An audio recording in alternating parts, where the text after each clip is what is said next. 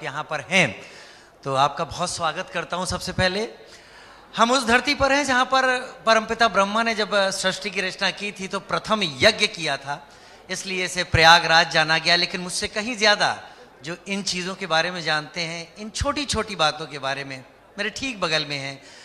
मेरा पहला सवाल आपसे, कुंभ और वो भी महाकुंभ, जिसके बारे में कहा जा रहा है बृहस्पति 12 वर्ष में एक चक्कर लगाता है और जब वो 12 बार चक्कर लगाता है तब ये पल आता है, कितना अहम, कितना खास है?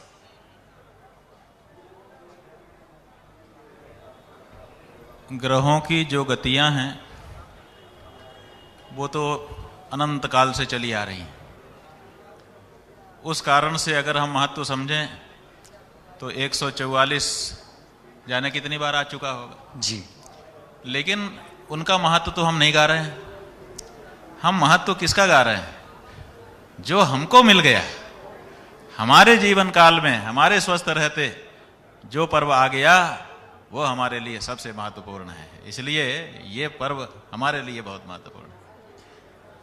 कुंभ इतना महत्वपूर्ण क्यों है आचार्य जी, स्वामी जी, या आपको शंकराचार्य, जो भी आदर के साथ मैं बोलूं, इतना महत्वपूर्ण क्यों है? क्यों यहाँ पर लोग टूट पड़ते हैं, यहाँ आना चाहते हैं, ऐसा क्या है? सीता सिते सरिते यत्र संगते तत्राप्लुतासो दिवमुत्पतन्ति ये वै तन्मम विसृजन्ति धीराः ते जनासो अमृता भवन्ति। हमारे वेदों ने ये कहा है कि जहाँ सित और असित माने श्वेत श्यामल दो धाराएं, संकेत है गंगा यमुना की धाराओं के लिए, जहाँ पर ये संगमित होती हैं, विशेष योगों में जो लोग यहाँ आकर के डुबकी लगा लेते हैं उनको उनके इस जन्म के ही नहीं, जन्मांतरीय जो दोष पाप होते हैं वो भी कट जाते हैं और इतने पुण्य की उनको प्राप्ति होती है कि वो मोक्ष भी प्राप्त कर लेते हैं और स्वर्ग तो स्वाभाविक रूप से जब जाना चाहे चले ही जाते हैं। ये शास्त्र के आधार पर बात है या आपको ऐसा लगता है आपके व्यक्तिगत अनुभव भी ऐसे रहे हैं कि लोगों ने ये प्राप्त किया हो? देखिए, हम लोग हर अनुभव स्वयं नहीं प्राप्त कर सकते। अनेक ऐसे अनुभव हैं जिनके लिए हमको अपने आप्त पुरुषों के अनुभव पर निर्भर करना पड़ता है। ये हमारे उन ऋषि मुनियों के अनुभव हैं जो कभी भी मिथ्यावाद नहीं करते हैं, जो सच होता है वो बोलते हैं, इसलिए उनकी वाणी पर हम भरोसा करते हैं। और साथ ही साथ हम देखते हैं स्वयं से कि इसमें क्या तथ्य हो सकता है।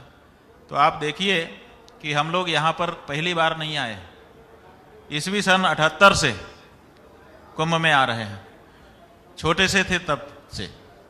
यहाँ आने पर कोई बहुत भौतिक सुख नहीं मिलता है, बहुत अच्छे कमरे नहीं हैं, बहुत अच्छे रहन सहन की व्यवस्था नहीं है, लेकिन फिर भी यहाँ आने के बाद और धूल फांकने के बाद, ठंड में गंगा नहाने के बाद भी जो आनंद मिलता है वो बड़ी बड़ी जगहों में सुख साधन के बीच में रहने से भी नहीं मिलता है।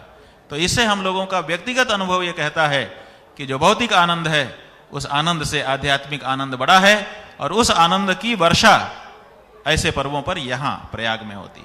महाकुंभ का जो आयोजन इस वक्त उत्तर प्रदेश में हो रहा है, क्या शास्त्र सम्मत आपको दिखता है? क्योंकि आप शंकराचार्य के पद पर हैं, जिस तरीके से यहाँ की सरकार महाकुंभ को लेकर प्रयास कर रही है वो आप सही मान रहे हैं, अच्छी दिशा में है? देखिए, जो सरकार है उसका काम शास्त्र शास्त्रीयता नहीं है, उसका काम है यहाँ आए लोगों की व्यवस्था करना। तो वो व्यवस्था के बारे में सोचते हैं। जो यहाँ की शास्त्र और शास्त्रीयता की बात है उसके लिए यहाँ पर शंकराचार्य बैठे हुए हैं, यहाँ पर अखाड़े बैठे हुए हैं, यहाँ पर विद्वाजन बैठे हुए हैं, यहाँ पर प्रयागवाल के लोग बैठे हुए हैं। ये सब मिलकर के यहाँ के धर्म और धार्मिकता को निश्चित करते हैं। इसलिए सरकार का उसमें कोई रोल नहीं होता है। सरकार उनसे पूछती है धर्म और धार्मिकता के बारे में। जहाँ तक लोगों की भौतिक व्यवस्था के प्रश्न हैं उनका समाधान जरूर सरकार करती। क्या धर्म राजनीति को उत्तर प्रदेश के शासन में बैठे मुख्यमंत्री योगी आदित्यनाथ अच्छी तरह से संभाल रहे हैं? हम नहीं समझे आपकी बात। यहाँ धर्म की जो व्यवस्था, धर्म से जुड़े हुए महाकुंभ की व्यवस्था, भगवाधारी एक शख्स उसे संभाल रहा है, तो क्या ये आपकी नज़र में वो ठीक तरीके से सारा कर रहे हैं यहाँ पर? नहीं, सभी मुख्यमंत्री जो जिस समय पर रहे, हर मुख्यमंत्री अपने समय में अपनी जान यहाँ लगाता हम लोगों को दिखा है। हर मुख्यमंत्री चाहता है कि हमारे कार्यकाल में जो ये कुंभ का पर्व आए उसमें हम अच्छी व्यवस्था कर सकें ताकि लोगों का आशीर्वाद हमको राजनीतिक रूप से मिल सके। तो हर मुख्यमंत्री करता है, अब के मुख्यमंत्री भी कर रहे हैं, इसमें कोई खराबी नहीं। आज सुबह से हमारे यहाँ कई वक्ता आए और जब बात चर्चा हुई यहाँ पर हर हर महादेव के नारे लगे, जय श्री राम के भी नारे लगे और उन्होंने राम मंदिर को लेकर भी बात की। तो आपसे पूछना चाहूंगा कि आप राम मंदिर दर्शन करने के लिए गए अब तक? पहले बन तो जाए, अभी तो बन रहा है, निर्माणाधीन है। निर्माणाधीन में दर्शन करने का कहाँ नियम है, हमको बताए कोई। जब बन जाएगा तब प्रतिष्ठित हो जाएगा, हम जाएंगे, क्यों नहीं जाएंगे? हमारा मंदिर है। तो 22 जनवरी किसी राजनीतिक दल का मंदिर है? जी जी, वही वह हम सनातन धर्मियों का मंदिर है। हमसे आप पूछते हो कि दर्शन करने जाएंगे कि नहीं? अरे हम नहीं जाएंगे तो क्या वहां मुसलमान आएगा, वहां ईसाई आएगा, वहां बौद्ध आएगा, वहां बहाई आएगा? वहां हम सनातन धर्मी दर्शन करने जाएंगे, लेकिन तब जाएंगे जब पूरा हो जाए। अभी पूरा नहीं हुआ है बंधु। तो 22 जनवरी की जो प्राण प्रतिष्ठा थी वो आपने इसी आधार पर उसका विरोध किया था कि वो पूर्ण नहीं हुआ है? जी बिल्कुल, हमने यही कहा था कि मंदिर पूरा हो जाए तब प्रतिष्ठा होगी, उसके पहले हो नहीं सकती है। अभी हुई नहीं है, जब होगी तो जरूर जाएंगे। शंकराचार्य अवमुक्तेश्वरानंद सरस्वती जी हमारे साथ इस वक्त हैं और कई बार मैंने आपके बारे में पढ़ा, अगर आप इसको अन्यथा ना लें, कि आपको विवादाचार्य भी लिखा गया। खैर वो उनका अपना अपना मत हो सकता है। अच्छा ये बताइए, हमने कहा कि मंदिर अभी नहीं बना, अधूरे मंदिर में प्रतिष्ठा नहीं होती है, इसमें विवाद क्या है? हमको बता दीजिए। आप मीडिया के लोग हमको विवादाचारी की संज्ञा दे रहे हो, बताओ, सिद्ध करो कि इसमें तथ्य है कि विवाद है। हम कहते हैं कि आप मीडिया के लोगों ने अधूरे मंदिर को नहीं बताया कि अभी अधूरा बना, अभी बना ही नहीं है।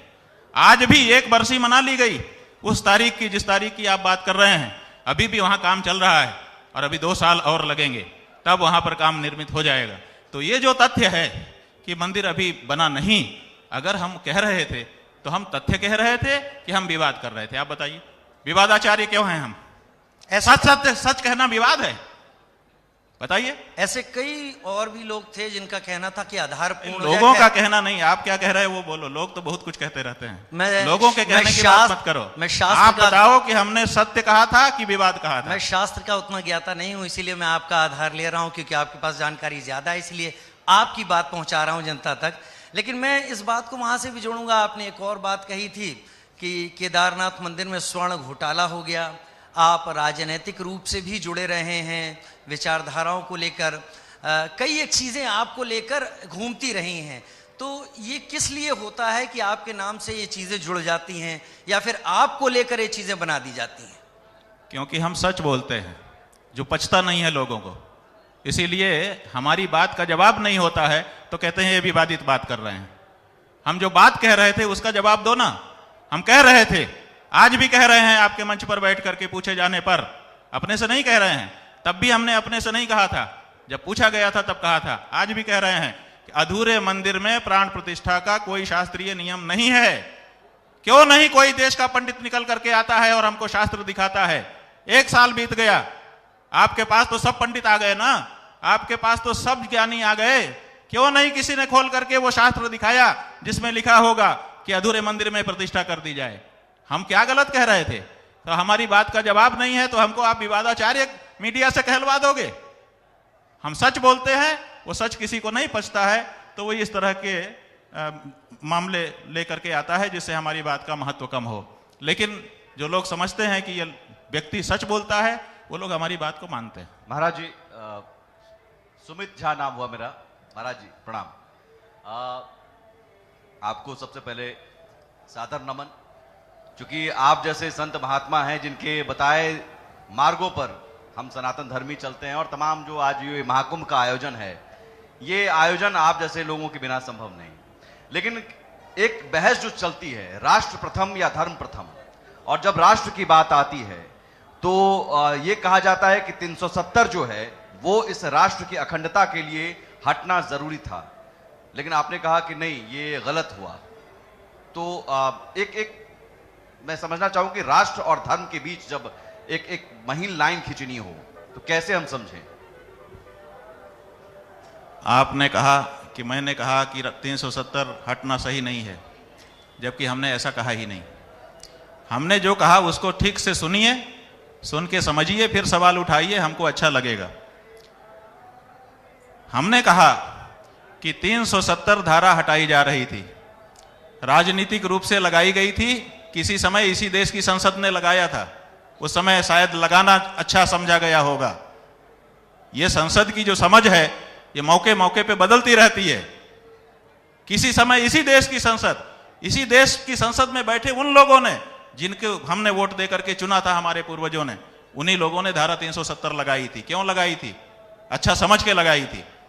आज आपकी समझ बदल गई संसद की। आज आप कहते हो कि हटाना जरूरी है, हमें उसमें लेना देना नहीं है, आपकी संसद का काम है, आप लगाओ हटाओ। हम ये कह रहे हैं कि जब तुम हटा रहे थे उस समय तुमने ये क्यों नहीं देखा कि कश्मीर में धारा 370 के रहते रणवीर दंड संहिता लागू है, और रणवीर दंड संहिता यह कहती है कि जो गौ हत्या करेगा उसको 10 वर्ष का कठोर कारावास दिया जाएगा। यह जो गौ हत्या के बारे में वहां पहले का कानून बना हुआ था, मुस्लिम बहुल होने के बाद भी वहां गौ हत्या नहीं हो सकती थी कानूनन। उस कानून को बचा करके आपने धारा 370 क्यों नहीं हटाई? यह हमारा कहना है। आपने उस धारा को भी हटा दिया। आप चाहते तो उसको बचा करके बाकी धारा हटा सकते थे। तो आपने जिस समय हटाया, और कश्मीर के किसी भी नागरिक ने, जो उस प्रदेश का नागरिक है, उसने मांग नहीं की थी कि इस धारा को हटा दिया जाए जो गौ रक्षा के बारे में है। देश के किसी दूसरे प्रदेश के किसी भी व्यक्ति ने मांग नहीं की थी कि इस धारा को भी हटा दिया जाए जिससे यहां गौ रक्षा को सहजता हो जाए। फिर भी बिना किसी जनता की मांग के भारत की संसद ने किस आधार पर गौ रक्षा का वो कानून वहां से धारा 370 हटाने के नाम पे हटा दिया? हमको बताइए। संसद जो है, उस संसद में बैठा हुआ कोई भी नेता अपने आप सक्षम नहीं है, जनता की मांग के आधार पर उसको काम करना है। जब देश से ऐसी कोई मांग थी ही नहीं तो आपने क्यों वो धारा हटा दी जिससे वहां गौ हत्या होने लग गई? और दूसरे, जब वो आप कर रहे थे उसी समय आपने संसद में क्यों नहीं कहा कि राजनीतिक कारणों से हमें यह धारा हटानी पड़ रही है, लेकिन हे हिंदुओं हमको माफ करना, हमको ये वाली धारा भी इसी के साथ हटानी पड़ेगी? आपने उसको छुपाया क्यों हिंदू समाज से? आप हिंदू समाज के लिए खड़े होने की बात करते हो, और जब हिंदू समाज को पीड़ा देने वाले प्रश्न होते हैं आप हिंदू समाज से छुपा करके उसको हटा देते हो, और चाहते हो कि शंकराचार्य इस पे बोले ही ना, और बोले तो उसको ट्रोल करवाओ, आधी अधूरी बात लोगों के सामने पेश करके शंकराचार्य से प्रश्न करवाओ, और कहो शंकराचार्य को कहो कि शंकराचार्य देश विरोधी है। हम तो देश विरोधी हैं? नहीं, ये बात नहीं है। मैं बताइए, तो क्या देश में व्यापक क्या गौ हत्या रोधक जो कानून वहां था उसको हटाने की मांग किसी ने की थी? हमको बताइए। और अगर नहीं की थी तो केंद्र की सरकार ने धारा 370 हटाने के नाम पे उसको क्यों हटाया? बताइए। तो क्या देश भर में एक व्यापक जो गौ हत्या, ये हिंदू समाज के छल, हिंदू समाज समाज के साथ छल नहीं तो क्या है? आपने चर्चा ही नहीं की कि जो धारा 370 हम हटा रहे हैं उसमें ये भी हटा दे रहे हैं। आपने अंदर खाने, हम जब कश्मीर गए भारत भर में घूमने गौ माता के लिए, जब हम कश्मीर गए तो वहां के लोगों ने हमको बताया कि पैक्ड हो गया कि हम गौ हत्या की तुमको छूट देते हैं, तुम हमको धारा 370 हटा लेने दो। ये कहां तक उचित है कि गौ हत्या के एवज में हम धारा 370 हटाएं? आचार्य जी, मेरा क्या हमको स्वीकार कर लेना चाहिए एक धार्मिक हिंदू होने के नाते कि हम तैयार हैं, कश्मीर हमारा हो जाए, गाय को मार लो? क्या आप ये चाहते हैं हमसे? क्या ये ऐसा होना राष्ट्रवादी होना होगा? फिर कौन सा राष्ट्र है जिसमें गौ हत्या होने लग जाएगी? फिर हम कौन से राष्ट्र को बनाने की बात कर रहे हैं? फिर कैसा हिंदू राष्ट्र होगा जिसमें गौ हत्या को छूट देकर के प्राप्तियां की जाएगी? हमें बताइए। आचार्य जी, मेरा एक प्रश्न है।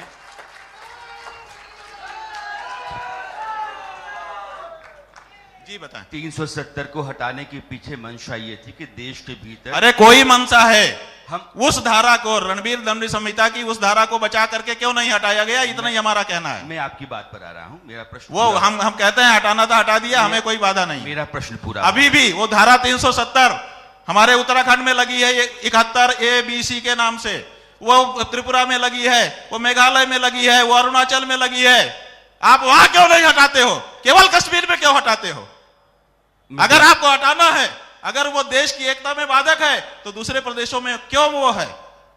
लेकिन वो आप देश से छुपा लोगे, बाकी जगह पे रखे रहोगे, क्योंकि वो आपकी राजनीति में वहां ईसाई बहुल है। ईसाइयों के साथ आप अभी नहीं लड़ रहे हो, ईसाइयों के साथ लड़ करके हिंदू वोट का ध्रुवीकरण नहीं कर रहे हो, केवल मुस्लिम वोट ध्रुवीकरण करने के लिए आप कश्मीर में उस तरह की धारा को हटाते हैं, और बाकी 7 प्रदेशों में, 8-9 प्रदेशों में जो वही धारा लगी हुई है उसको क्यों नहीं हटाते हो? क्योंकि और आपकी राजनीति के मुफीद नहीं आती है। हम गौ माता का झंडा लेकर के गए दूसरे प्रदेशों में, उन्होंने हमको घुसने नहीं दिया कि हमारे पास तो ये धारा है। तब भारत की अखंडता बाधित नहीं हो रही थी, केवल वही बाधित होती है। गाय के खून के नाम पर हमें राष्ट्रवाद नहीं चाहिए, ये हम साफ कह रहे हैं। और जो हमारा विरोध, आप यही आपको घेर करके मार दो, लिज्जी कर दो, लेकिन गौ हत्या के बदले हमें कुछ नहीं चाहिए, स्वर्ग का सिंहासन भी नहीं चाहिए जी। अब आपकी अनुमति हो तो मैं अपनी बात रखूं? आप पूरा रखिए, लेकिन हमको अपनी बात कह लेने दीजिए। अपनी बात कहने के नाम पर हमारी बात को मत बात भेजा करिए। हमको गलत ढंग से आप लोग समझा रहे हैं जनता के सामने हम धारा 370 के विरोधी हैं, हटाने के विरोधी हैं। हम धारा 370 हटाने के विरोधी नहीं है, हमने स्वागत किया उसका। हमें भी ये नहीं पता था बारीकी का, जब हम कश्मीर गए वहां पे बारीकी हमको पता चली, हमने वो कानून निकाल करके पढ़ा, विशेषज्ञों से बात की, तब हम ये बात कह रहे हैं। अब आप कहिए, अब हम कुछ नहीं बोलेंगे, हमारी बात हो गई। जी, आपकी बात पूरी हो गई है। अब मैं रखता हूं 370 के हटाने के पीछे कारण ये है कि एक देश हम में, ये पूछना चाहेंगे कि आप सफाई क्यों दे रहे हो? मुझे बोलने दीजिए। क्या कारण है? उसकी सफाई देने की जरूरत क्या है जब हम सहमत हैं उसको हटाने जब मैं आपके सवाल पर नहीं आ रहा हूं, माने आप किसके लिए सफाई दे रहे हो? क्यों सफाई दे रहे हो? मैं सफाई नहीं दे रहा हूं, लेकिन हम सहमत हैं कि धारा 370 हटाइए। लोकतंत्र आपको सफाई देने की जरूरत क्यों महसूस हो रही है? लोकतंत्र में कहने और सुनने की गुंजाइश, सफाई दे दो, मुझे बोलने, लेकिन हमको ये प्रश्न मन में आ रहा है, मैं देश के सफाई देने की क्या जरूरत है? मैं देश के हक में अपनी बात रखना चाहता हूं। आपकी बात अपने पर बिल्कुल जायज हो सकती है। अगर इस देश में 2 विधान हैं, 2 संविधान हैं, 2 प्रधान हैं, तो इस देश के आम आदमी को स्वीकार भाई कुछ राज्यों को विशेष दर्जा इसी देश में तो है, वही तो हम कह रहे हैं। जब विशेष दर्जा हटाना है तो सब प्रदेशों का हटाओ। मुझे बोलने दीजिए। किसी एक ही प्रदेश का क्यों हटाते हो? मेरी बात पूरी होने दीजिए, मैं ससम्मान आपको सुन रहा हूं। जिन आप पहाड़ी राज्यों की बात कहते हैं, वो उत्तराखंड से लेकर के उत्तर पूर्वोत्तर के राज्यों तक, वो विशेष राज्य का दर्जा